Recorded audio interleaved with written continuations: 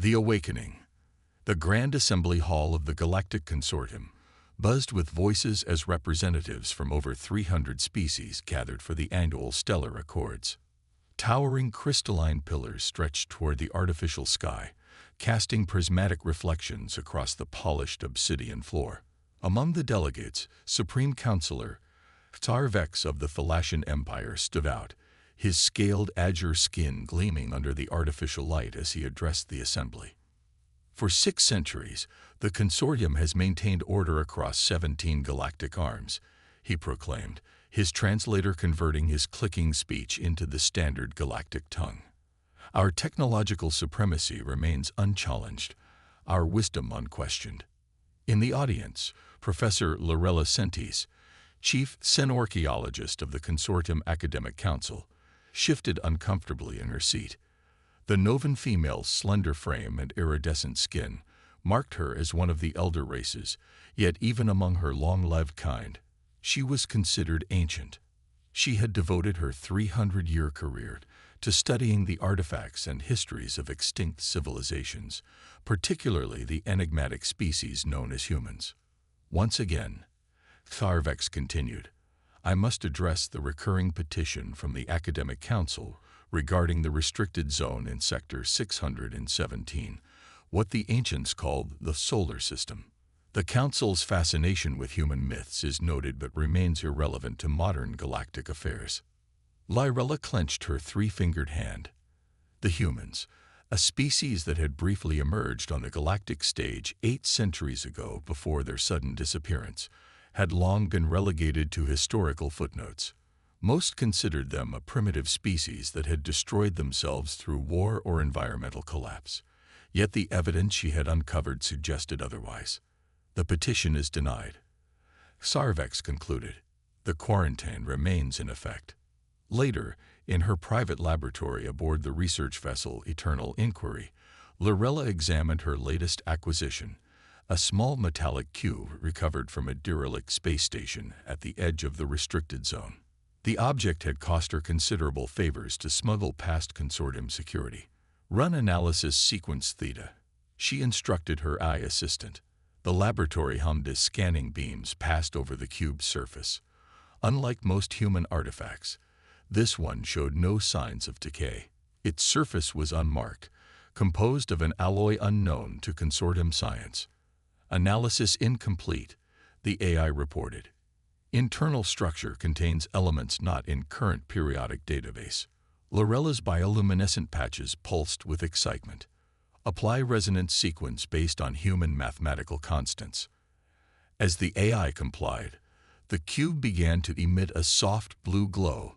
Suddenly, it levitated above the examination table, its surfaces shifting and reconfiguring.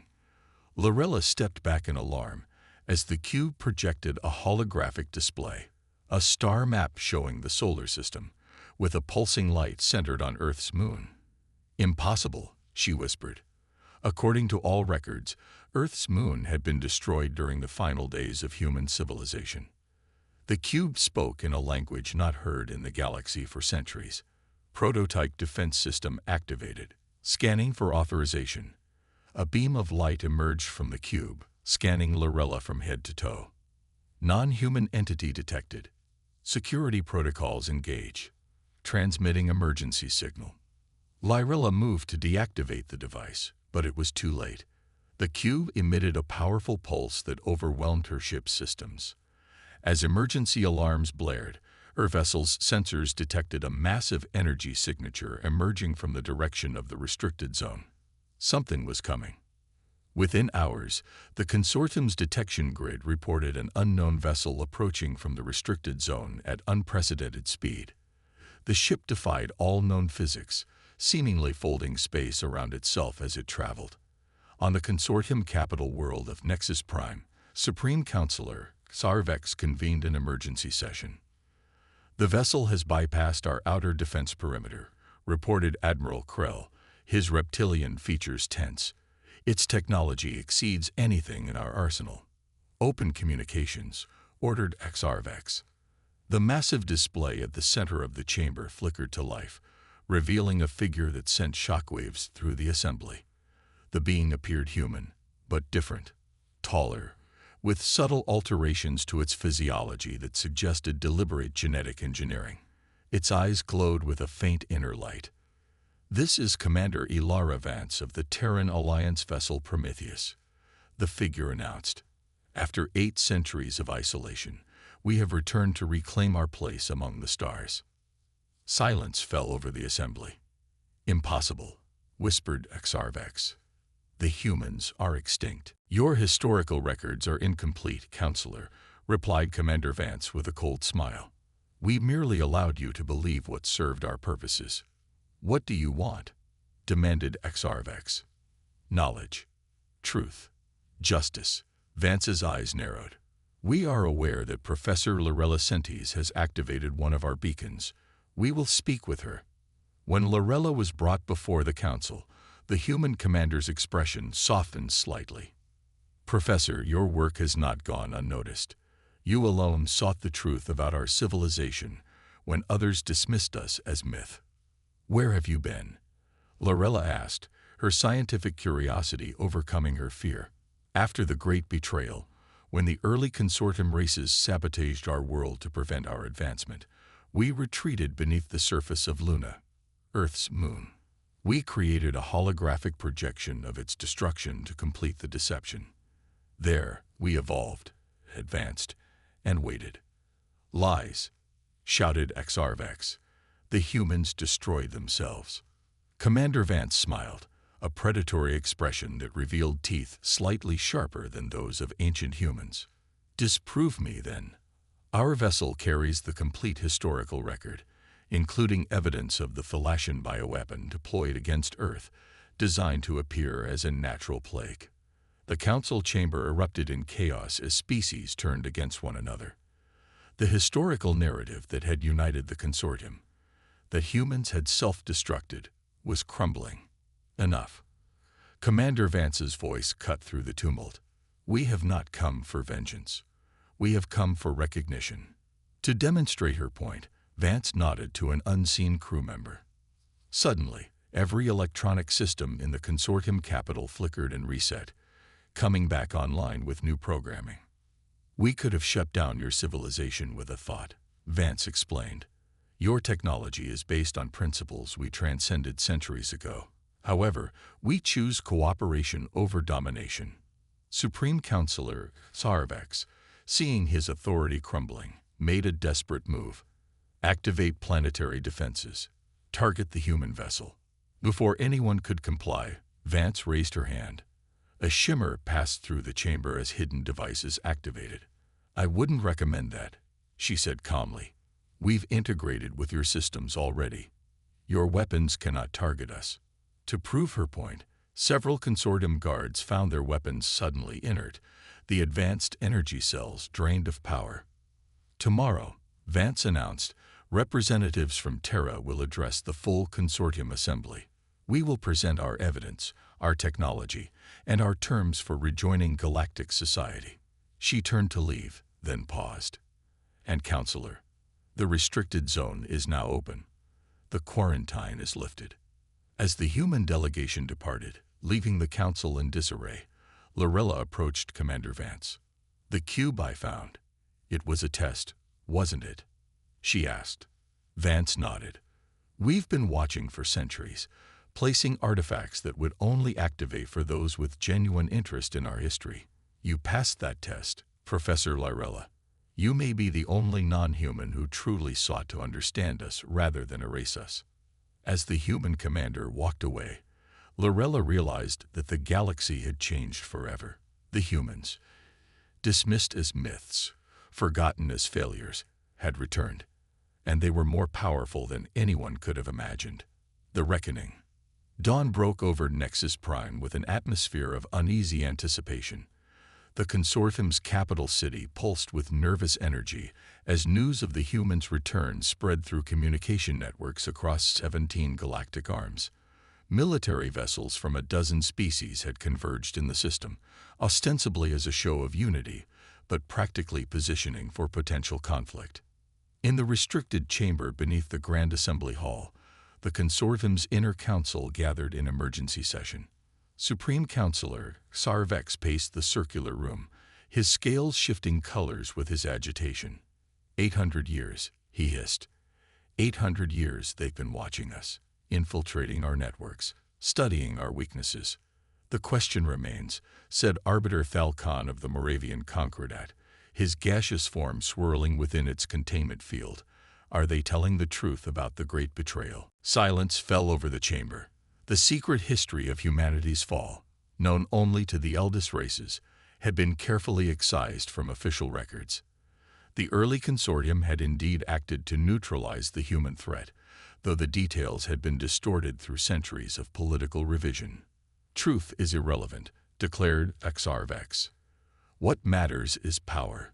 If the humans possess the technology they claim, they represent an existential threat to consortium stability. The chamber's secure doors slid open, admitting Professor Lorella Sentis. Though not a council member, her expertise had become suddenly invaluable. "You requested my presence, counselors," she asked, her luminescent skin pulsing with carefully controlled emotion. "Professor," Tarvex acknowledged. "You've studied the humans extensively, assessed their capabilities based on what you observed yesterday." Lorella's inner eyelids flickered, a sign of caution among her species. Their technological advancement appears to have followed an entirely different evolutionary path than ours. While we focused on manipulating existing natural laws, they seem to have discovered new ones. "Impossible," scoffed General Kraz of the Vorlani Dominion. "The laws of physics are universal. Perhaps our understanding of those laws is incomplete," Lorella suggested. The human vessel moved through space without conventional propulsion. Their commander demonstrated cybernetic integration beyond anything in our records. If they'd been evolving in isolation for 8 centuries, free from the technological groupthink of the consortium. "You sound like you admire them," accused Carvex. "I admire the pursuit of knowledge," Lorella replied evenly. "Something the consortium has neglected in favor of stability." Before the discussion could continue, the chamber's alert system activated. "The human delegation has arrived for the assembly," announced the AI. In the Grand Assembly Hall, representatives from over 300 species watched as Commander Ilara Vance led a delegation of 7 humans onto the central platform. Each human appeared subtly different, some with enhanced musculature, others with visible cybernetic augmentations, all with the same faintly luminous eyes. "Representatives of the Galactic Consortium," Vance began, her voice clear and unwavering. "For centuries, your histories have described humans as primitive, self-destructive, a cautionary tale of evolution gone wrong. Today, those narratives end." She gestured, and the air above the platform shimmered, forming a 3-dimensional display showing Earth as it had been 8 centuries ago. A vibrant blue-green world. "This was our homeworld before the attack," she continued. "And this," the image shifted to show a planet ravaged by biological warfare, "was the result of the Thalassian bioweapon, designed to appear as a natural mutation of our own microbiome." Xarvex rose to object, but Vance raised her hand. "Your denials are futile, Counselor. We have the original genetic sequences, the attack vectors, and the communications between your ancestors and the early consortium leadership. The evidence appeared in the air before the assembly. Ancient communications, scientific data, military orders." The hall erupted in shocked murmurs as species discovered that their ancestors had been complicit in what amounted to attempted genocide. However, Vance continued once the noise subsided, "We did not come to assign blame to descendants for the actions of their ancestors. We came to correct the record and establish a new relationship." "What stopped you from retaliating?" called out a representative of the Keldari Federation. "If you possess such advanced technology, why hide for centuries?" "Evolution takes time," replied one of the other humans, stepping forward. Dr. Alexander Chen, chief scientist of the Terran Alliance, was more visibly augmented than Vance, with neural interfaces visible at his temples. "When we retreated to Luna, we numbered fewer than 50,000 survivors. We needed to rebuild, adapt, and advance beyond the limitations that had made us vulnerable. "And now," prompted Lorella, who had entered the hall during the presentation. "Now we are ready to rejoin galactic society," said Vance, "but as equals, not subjects. The restricted zone around Sol will remain under Terran control, but we will establish diplomatic and trade relations with all willing species." The assembly descended into heated debate. Some representatives called for immediate military action against the human threat. Others advocated for diplomatic recognition. Throughout the chaos, Sarvex conferred urgently with his advisors. Suddenly, the chamber's security systems activated. Energy barriers descended, isolating the human delegation on the platform. Sarvex stepped forward, his expression grim. "The Supreme Council cannot permit the destabilization of the consortium," he announced. "Until we can verify these claims and assess the threat level, the human delegation will remain in protective custody." Commander Vance looked at her fellow humans, then laughed, a sound that sent chills through the assembly. "Counselor," she said, "you mistake our presence for vulnerability. We are not physically here." All 7 humans shimmered and transformed, their bodies dissolving into swarms of microscopic machines that passed effortlessly through the energy barriers. The swarms reformed into human shapes beside Sarvex, surrounding him. "Advanced holography combined with nanite projection," explained Dr. Chen. "Our actual bodies remain aboard our vessel. Did you truly believe we would risk our safety by physically entering a potentially hostile environment?" The assembly watched in stunned silence as the demonstration of human technology continued. The nanite swarms formed different shapes, weapons, tools, even miniature versions of consortium spacecraft, before reforming into human figures. "Let me be clear," said Vance, now standing directly before Sarvex. "We could have destroyed the consortium centuries ago. We chose not to.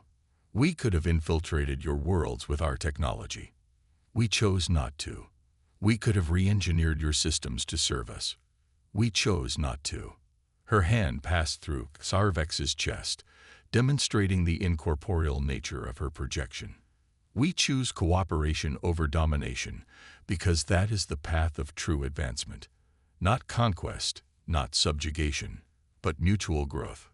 From the assembly floor, Professor Lorella stepped forward. "Commander Vance speaks the truth. I spent my career studying human artifacts, and nothing I've found suggests they were ever the primitive savages our histories portray. They were innovative, compassionate, and resilient, qualities we claim to value but rarely demonstrate." Seeing the shift in the assembly's mood, Sarvex made a final desperate move. He activated his personal communicator, sending a coded signal. Throughout the system, consortium warships powered up their weapons, targeting the solitary human vessel in orbit. "You've left me no choice," he declared. "The threat you pose is too great." Before anyone could react, the lights throughout the chamber flickered. The massive display showed the consortium warships suddenly powering down, their systems going offline one by one. "Did you think we wouldn't anticipate treachery?" asked Vance, her voice now hardened. "Your ships are unharmed but disabled. They will remain so until we establish terms." Seeing his authority completely undermined, Sarvex slumped in surrender. "What are your demands?" "Truth, recognition, equality." Vance turned to address the entire assembly. "The history of humanity will be restored to your archives. The attempted genocide will be acknowledged, and the Terran Alliance will be recognized as a sovereign power with all rights and responsibilities thereof." She paused, looking around at the representatives of 300 species. "In return, we will share certain technologies, not weapons, but advances in medicine, environmental restoration, and energy production that could benefit all species." Over the next several hours, as the assembly debated and eventually voted to accept the human terms, Lorella approached Commander Vance's projection. "You could have conquered us," she observed. "Why didn't you?" Vance smiled, her expression softening.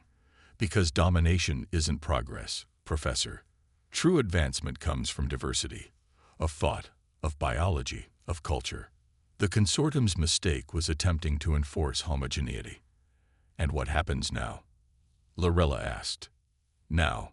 Vance gestured to where representatives of various species were cautiously approaching the human delegation, curiosity overcoming fear. "Now we begin again. Humanity has evolved beyond the need for vengeance. We seek understanding, cooperation, and mutual growth." As the assembly concluded, a new era in galactic history began. The humans, once dismissed as myth, then feared as conquerors, emerged as catalysts for transformation. Their technology, evolved in isolation, offered solutions to problems that had plagued the consortium for centuries. Their perspective, shaped by near extinction and rebirth, challenged the complacency that had stifled innovation. And Professor Lorella Sentis, the xenorchaeologist who had devoted her life to uncovering the truth about humanity, found herself appointed as the first consortium ambassador to the Terran Alliance, a bridge between civilizations that had once tried to destroy each other, now tentatively reaching toward a shared future among the stars. The forgotten legacy of humanity had returned, not with fire and vengeance as many had feared, but with wisdom born from suffering and strength tempered by time. The galaxy would never be the same.